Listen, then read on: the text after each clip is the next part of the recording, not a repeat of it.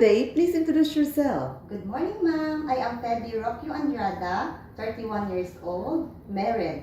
I have two kids. My age of my son is 10 years old and my daughter is 3 years old. And I am living in Barangay San Matias, Bingley, Iloilo. I have 3 brothers and 3 sisters, and I am 6th child of the family.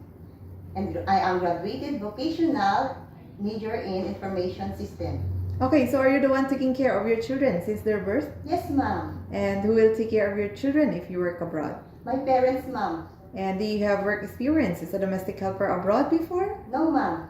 Okay, please tell me about your work experience as a domestic helper here in the Philippines. I have work experience here, ma'am, in the Philippines as a household to a couple with 2 kids. Age is 3 years old and 4 years old. I do all the household, but like cleaning, washing, ironing clothes, and cooking. But my main duty, ma'am, is to take care of the children. Okay, so is there another helper in your employer household? No, ma'am. Okay, so how would you describe your previous employer? Are they good to you? Yes, ma'am. And how would you describe yourself as a worker? I am hardworking, patient, responsible, honest, and understanding person. Do you have any tattoo? No, ma'am. Do you have a surgical operation or serious sickness before? No, ma'am. And why do you want to work abroad? I wanted to work abroad, ma'am, to send my children in school and to provide my family needs, and I wanted to build a house. What time do you usually sleep and wake up when you were working? I usually sleep in 10 p.m. and wake up in 5 p.m., ma'am. Okay, so what time you wake up?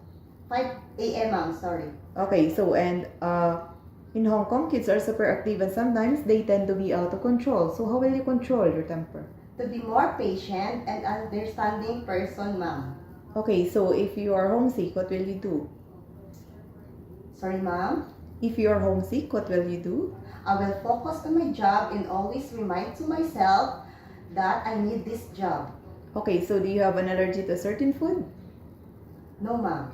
And do you accept no day off but instead to be paid by your employer? Yes, ma'am. When you visited the parents, relatives, and friends of your employer, will you help and do the housework there? Yes, ma'am. And can you promise not to lend money in Hong Kong? Yes, ma'am. Are you scared of dogs and cats? No, ma'am. And are you willing to share room with the kids and elder in Hong Kong? Yes, ma'am. What will you do if the baby is sick? First, ma'am, I will check the baby temperature, and if the baby is sick, ma'am, I will call my employer immediately, ma'am.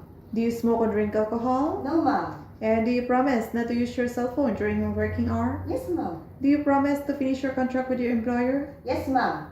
Are you willing to extend your contract if your employer requested to? Yes, ma'am. And can you sing a nursery song for kids? Yes, ma'am. Okay, please give me example.